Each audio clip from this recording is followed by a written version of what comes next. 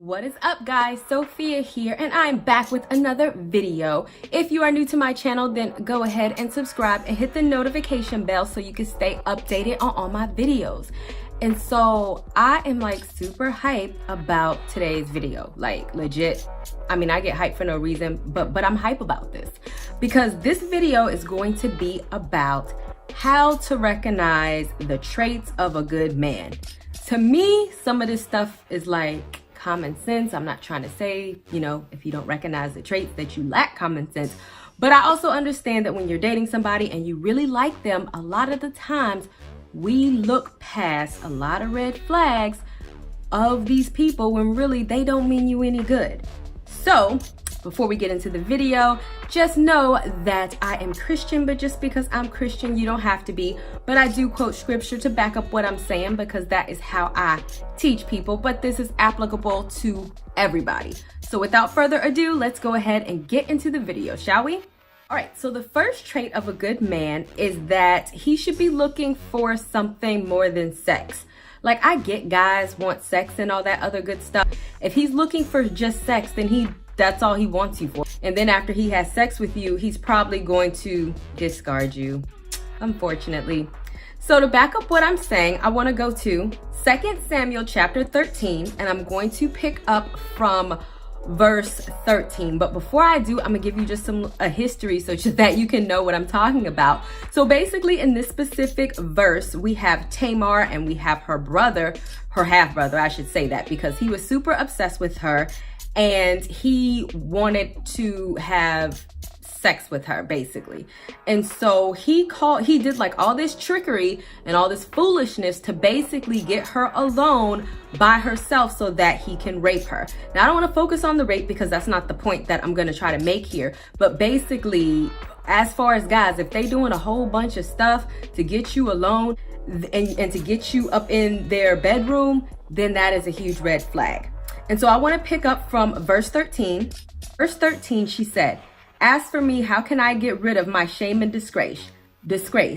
And you will be considered one of the fools in Israel. So now just speak to the king about taking me as your wife, for he will not withhold you from me." She was basically saying, okay, you tricked me up here, you shamed me, and you had sex with me. So at least can you, wife me up, like at least make me your wife. 15. And it says, "Then Amnon, which was her half-brother, became extremely hateful towards her, for his hatred towards her was greater than the love which he had for her. And Amnon said, 'Get up and get out.'" And so at this point, honestly, I wouldn't even call it love that he had for her. Maybe he thought it was love, but really it was lust. And so what I'm trying to say is that a guy that you may be dating might be all sweet, might be all kind in the beginning, and he does all of this trickery to get you inside of his room in between the sheets. And as soon as he has sex with you, then all of the lovey-dovey emotions that he once felt for you, aka lust, turns into hate. And he's like, all right, I got what I wanted, peace. And then you're shamed and you're disgraced. And so the whole point of what you need to look for in a guy is be wary. Like, even if a guy approaches you and they're nice and they're trying to court you or date you or whatever you want to call it, don't automatically jump and be like, oh my gosh, this is it, he loves me, and jump in between his sheets, because you don't know what his true intentions for you is. You need to give it time and allow him to date you. And the last thing you want is to give it up too soon and then he's ghosting you because he got what he wanted, because the only real thing that he wanted was sex. So my second tip is that a real man will protect your reputation.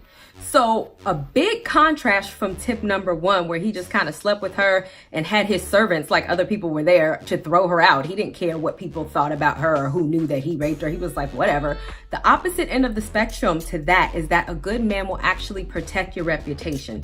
He's not going to talk bad about you. He's not going to make other people think that you're a slut, that you're a whore. He's only going to have positive things to say about you, and he's never going to want other people to perceive that you are a certain type of way when you really aren't. And whatever happens between you and him will stay between you and him.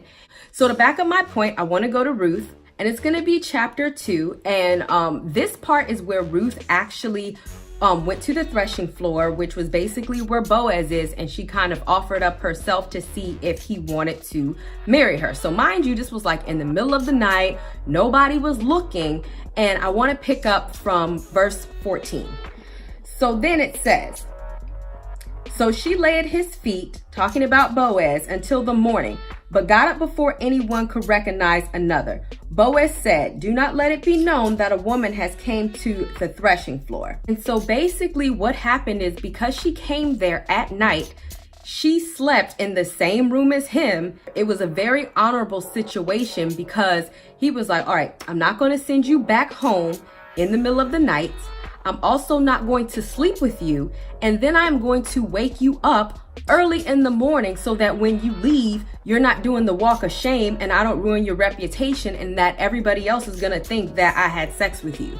So really, he kind of went above and beyond to kind of protect her reputation, knowing that his intention was to take her as his wife. And so basically how you can interpret this in your situation is, if a man has long-term plans for you, he is not going to want you to have a bad reputation among his family, a bad reputation among his friends. He's not going to talk crap about you. He's not going to let other people talk crap about you. He's not going to let other people perceive you a certain type of way. He's going to stick up for you.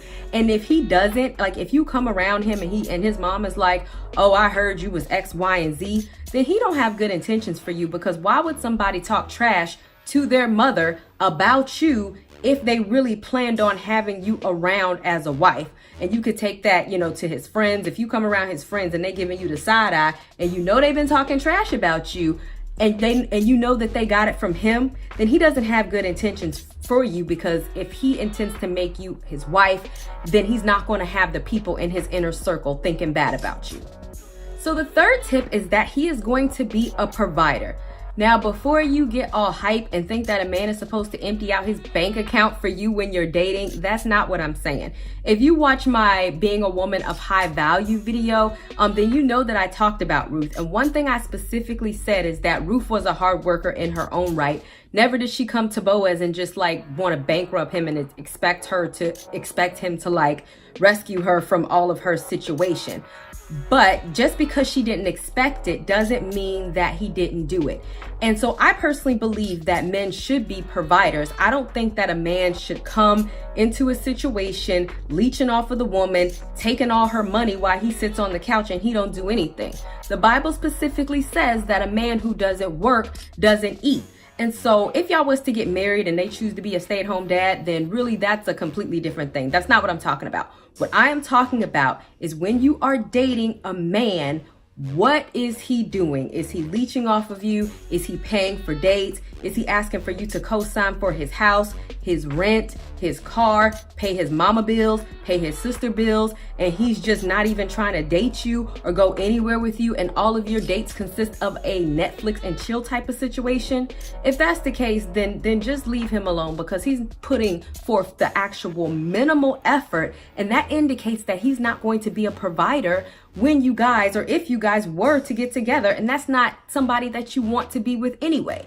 So I want to continue on with Ruth, and I'm going to start with chapter 2, and this verse is verse 14. And so this is after Boaz recognized Ruth, and basically he had like an impromptu date. So starting from verse 14, he says to her, come over here, eat some bread, dip your bread in vinegar. So she sat beside the reapers, and he served her roasted grain, and she ate until she was satisfied and she had some food left over. So what this signifies to me is that he was kind of willing to date her. And it really says something about a man when he's willing to take you out on a date and pay for the date, and not like restrict you to like some bread and some water, let you get said she was full. So I want to continue on to verse 15, where we go into him being a provider. So at this point, she went back into the field to go work, to go gather grain, because that is how he met her, and she was in his field. So then Boaz went to his servants and said, let her glean among the sheaves and do not insult her. Also, you shall purposely pull out for her some stalks of grain from the sheaves and leave them so that she may collect them, and do not rebuke her. So what he was basically saying was, look, like Ruth was a widow, she was starving, and they didn't have a lot of food. That's why she was in the field. So what he was saying was, this is my field. It is in my ability to help give her food.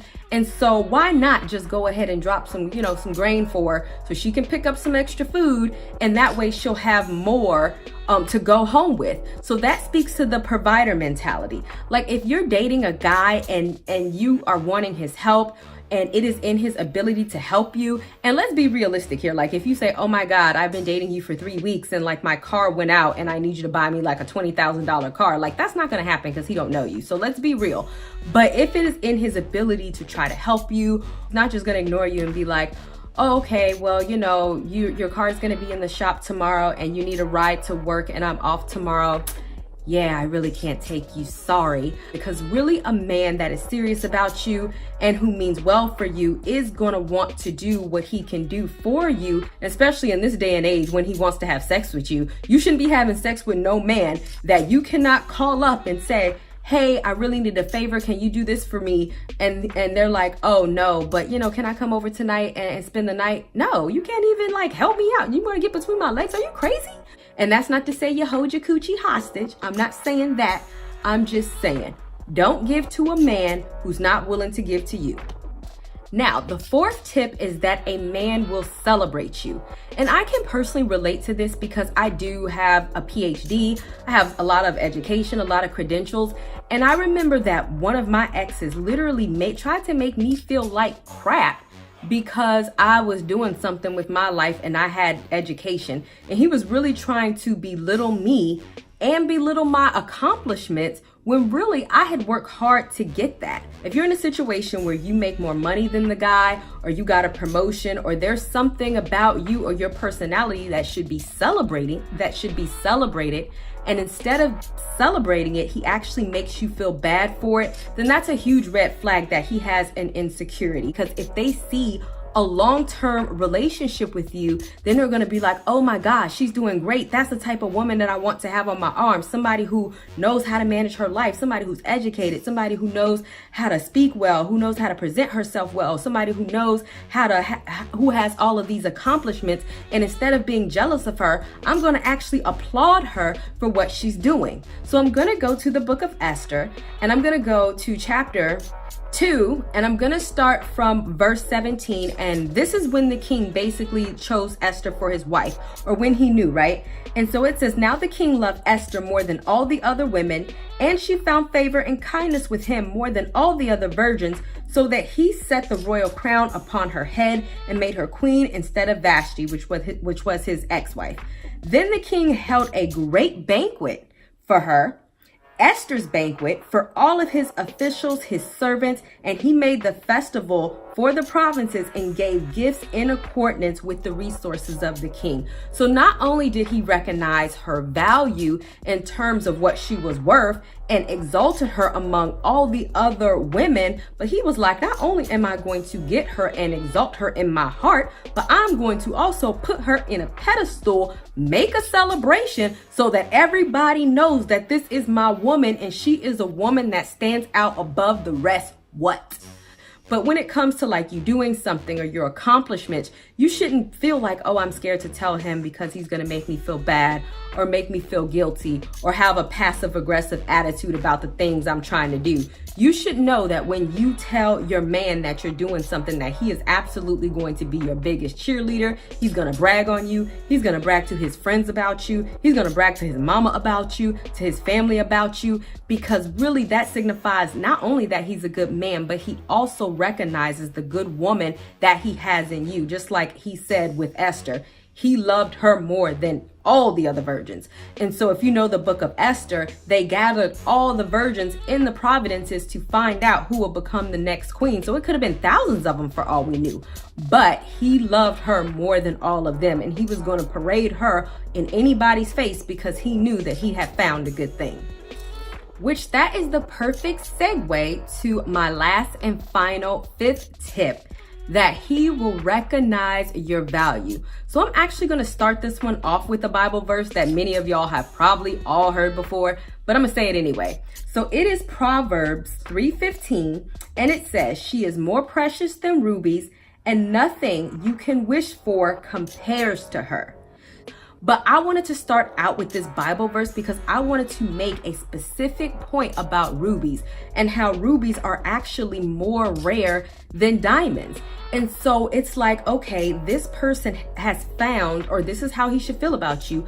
I have found such a rare and precious gem that I know cannot be found in any other woman, can't be found in any other place, that not only am I going to recognize her worth and value her and treat her as such, but I am never going to treat her as if she doesn't matter. Because you gotta think, if somebody found like $1 billion gem, what person is going to say, oh, I found this gem that's worth a whole lot of money. Let me go ahead and stomp it into the ground and throw it up against the wall and scratch it all up. Just so that, I mean, why would you do that? And so what that means for you is that if you are dating a man that is emotionally abusive, if he is physically abusive, obviously, I don't even know if I should say that. Like, you shouldn't even be with nobody who's putting their hands on you. Like, come on now, that is never ever a trait of a good man.